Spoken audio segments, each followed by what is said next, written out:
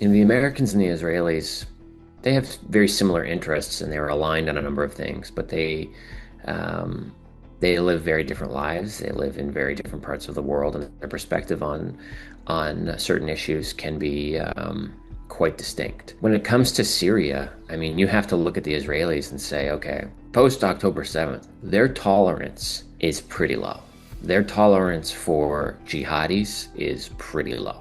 So the Americans might be pushing for, who knows, some sort of diplomatic solution, some sort of agreement, whatever. The Israelis might not see the current regime in Syria as the party that is fit for such an agreement. Okay, maybe there's an opportunity here to reach some sort of peace, but who is that peace going to be with? Are they trustworthy? What would that do to our Druze community, our important and valued and cherished community here in Israel? How would that make them feel? How would that make other actors in the region feel? There's so many things to consider.